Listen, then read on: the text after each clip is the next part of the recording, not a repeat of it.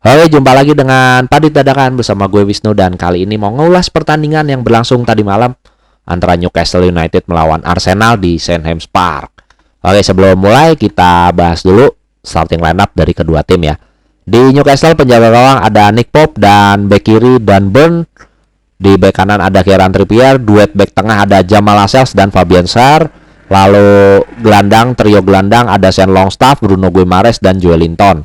Di sayap kiri ada Anthony Gordon, sayap kanan Almiron, striker Callum Wilson, sedangkan di Arsenal penjaga gawang David Raya, bek kanan Ben White, bek kiri Tomiyasu, duet bek tengah ada William Saliba dan Gabriel, duet pivot ya ini memang duet pivot terbaik Arsenal kalau menurut gua musim ini ya, Declan Rice dan Jorginho ya, menjaga kestabilan lini tengah Arsenal musim ini, dan di depannya ada Kai Havertz. Oke, di sayap kanan ada Bukayo Saka, sayap kiri Martinelli, striker Eddie Nketiah. Oke, jalannya pertandingan di babak pertama ini seperti biasa Newcastle di awal-awal pertandingan, di awal babak selalu dengan tingkat tinggi, pressing tinggi, intensitas tingkat tinggi, kecepatan tinggi ya, sepak bola fisikal banget ala Newcastle gitu ya.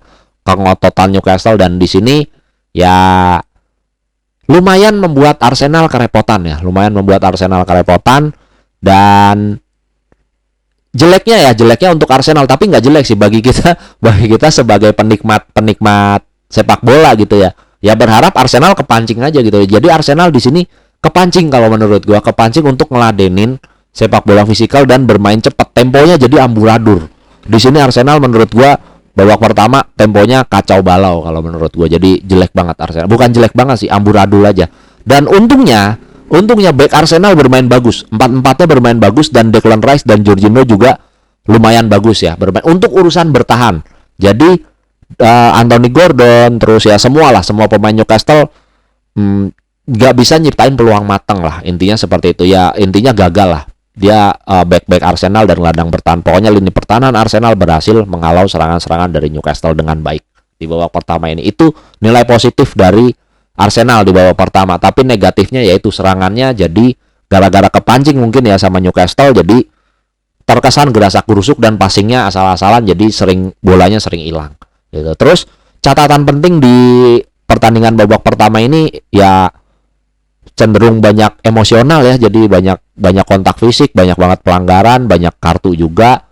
Terus juga ada pelanggaran oleh Kai Havertznya dapat kartu kuning tapi diprotes gitu ya.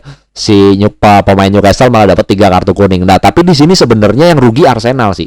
Kalau secara kartu memang rugi ya, Newcastle rugi, tapi kalau dari sisi permainan ini Arsenal jadi kayaknya hancur ya. Gue nggak tahu kenapa ya, kepancing tempo, mungkin kepancing emosional juga gitu. Jadi terkesan ya tadi gue bilang gerasak gerusuk gitu, temponya berantakan lah ya. Jadi babak 1 kalau menurut gue Newcastle sebenarnya unggul, cuman sayang Newcastle nggak bisa curi gol aja ya, karena ya pertahanan Arsenal bagus, itu aja poinnya ya di babak pertama ya. Untungnya seperti itu untuk Arsenal ya, dan ruginya untuk Newcastle ya di babak 1. Kalau dia nggak bisa cetak gol, sayang sih sebenarnya kemarin ya, harusnya bisa colong gol ya 1 gitu. Mungkin hasil terbaik untuk Newcastle di babak 1. Jadi hasil permainan bagusnya itu ada hasilnya lah, intinya seperti itu ya, ada gol lah gitu. Oke, lanjut ke babak kedua. Oh ya, seperti biasa ya Newcastle 15 tiap interval 15 menit itu dia berubah-berubah ya. Biasa 15 menit pertama itu memang dia tempo tinggi, pressing tinggi, defense line juga biasa tinggi ya. Jadi ngandelin speed banget lah. Jadi fisik speed banget. Itu juga biasa di 30 menit itu random, tergantung instruksi kayaknya, tergantung situasional juga. Mungkin kalau udah colong gol dia mungkin agak kendor, tapi kemarin dihajar terus sampai menit 30, bahkan sampai akhir-akhir babak pertama Newcastle masih intens terus. Nah, memasuki babak kedua biasanya ya Newcastle beberapa kali pertandingan gue tonton juga seperti itu. Di awal babak kedua juga dia biasanya langsung hajar terus gitu ya. Di babak 15 menit babak kedua biasanya juga dia hajar. Cuman gue nggak tahu kemarin kenapa, apakah instruksi dari Eddie Howe atau Arsenal yang memang bermainnya udah mulai rapi. Mungkin ketemu Arteta gitu ya, bermainnya udah mulai rapi ya, udah mulai enak nguasain bola, ngalirin bolanya juga udah mulai enak gitu ya. Di sampai menit 60 tuh enak ya. Ben White dan Tomiyasu juga menjaga kelebaran. Ini udah enak kalau menurut gue Newcastle mainnya. Arsenal maksudnya. Bermainnya tuh udah enak Arsenal. Dan gue gak tahu kenapa, apakah memang instruksi Eddie Howe memang agak menunggu atau memang Arsenal yang udah nyaman gitu ya, udah mulai enak ngalirin bolanya, itu gua nggak tahu. Tapi petakanya justru terjadi di saat Arsenal udah mulai main enak, justru ada terjadinya gol yang menurut gua kontroversial sih. Kalau ini menurut gua kontroversi ya. Yang pertama, bola out ya. Ini ada 3 kejadian yang bisa menyebabkan gol ini dianulir. Yang pertama, bola ini keluar di sini. Ini gua abstain, gua nggak tahu apakah, gua juga nggak jelas ya ini apakah bolanya keluar gitu atau memang masih ada nyentuh garis kayak dulu Jepang ya. Jepang Spanyol di Piala Dunia, atau seperti itu, gue juga nggak tahu. Tapi yang gue bikin gue kontroversi adalah pelanggaran Joelinton terhadap Gabriel. Ini kalau menurut gue pelanggaran sih. Jadi ada gerakan tangan neken gitu, Gabriel jatuh ya. Yang harusnya ini bola bisa dihalau juga sama Gabriel. Jadi nggak bisa dihalau karena Gabriel jatuh. Nah ini menurut gue pelanggaran di sini. Ya tapi kalau menurut VAR dan menurut wasit kemarin nggak dianggap pelanggaran. Terus ada lagi Anthony Gordon yang di posisi ini dianggap offset. Dianggap offset ya. Tapi ini gue nggak ngelihat offset sih kalau ini ya. Kalau ini gue nggak ngelihat offset. Jadi menurut gue yang kalau bisa dianulir gara-gara pelanggaran ini sih. Gara-gara pelanggarannya si Joelinton ya. Tapi ya di samping itu ya kita nggak bahas kontroversi golnya lagi. Kita bahas kalau memang ini anggap bola hidup ya. Bola tidak pelanggaran. Menurut gue yang bisa disalahkan yang pertama adalah Ben White. Ya Ben White di sini menurut gue saat dia tahu bola itu nggak jadi out, bola itu masih hidup, gitu harusnya Ben White langsung tutup ya.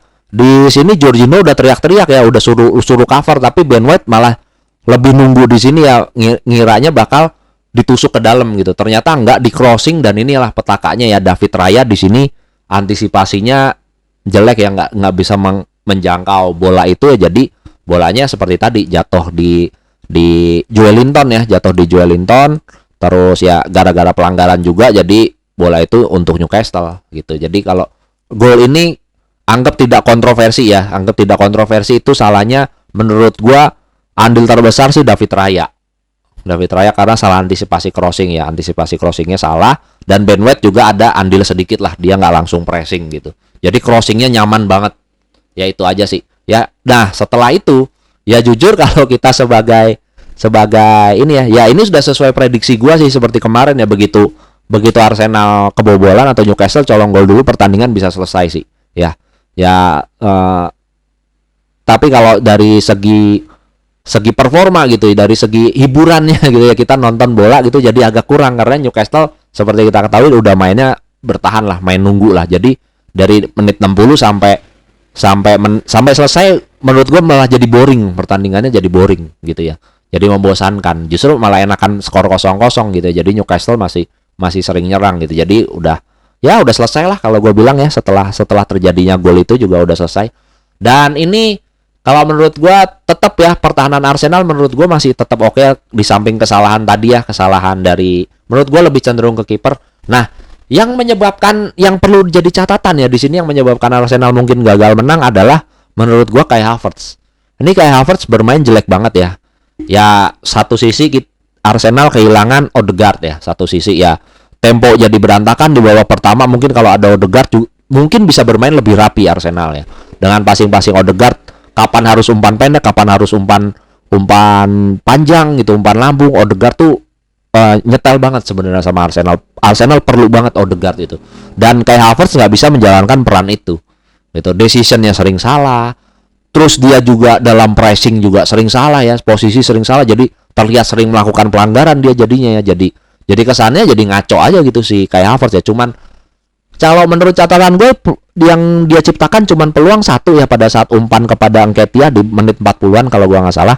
Udah cuman itu doang. Selebihnya ya nggak ngapa-ngapain ini kayak Havertz. Mungkin juga ada andil dari gelandang-gelandang Newcastle ini yang memang pekerja keras semua ya. Tiga-tiganya nih pekerja keras semua. Mungkin andil dari situ juga, jadi kayak Havertz nggak bisa bergerak bebas gitu ya. Itu yang sangat disayangkan sih, Arsenal kehilangan Odegaard, jadi nggak ada penggantinya kalau menurut gua Odegaard ya. Jadi ya kayak Havertz gagal menurut gua mendeliver di pertandingan ini ya. Terus diperparah lagi juga Eddie Nketiah gitu. Eddie Nketiah juga menurut gua juga bermain jelek ya di pertandingan ini ya, padahal di pekan sebelumnya dia bermain bagus ya, nyetak gol gitu. Nyetak gol banyak, dan pertandingan ini gue nggak ngelihat dia berkontribusi sama sekali. Terus juga gue ada ngelihat berapa kali ya Gabriel Martinelli. Ini gue nggak tahu ya Gabriel Martinelli yang salah passing, yang passingnya jelek, atau Edin Ketia yang salah posisi. Jadi ini berduaan kayak ya salah passing, salah passing terus kayak nggak ada kerja chemistry-nya atau mungkin ya belum terjalin. Gue nggak tahu sih. Gue nggak tahu itu ya. Ini passing sering salah. Ya passing salah itu bisa dua sisi ya. Passingnya yang emang salah atau positioning Edin Ketia yang memang salah gitu.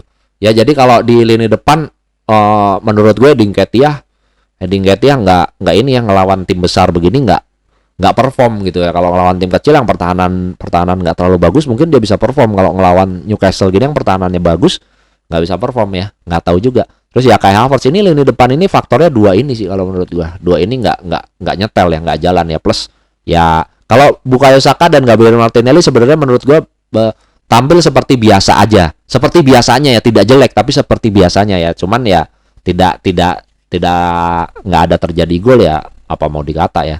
Ya faktornya menurut gua Edin Ketia sama Kai Havertz sekali lagi.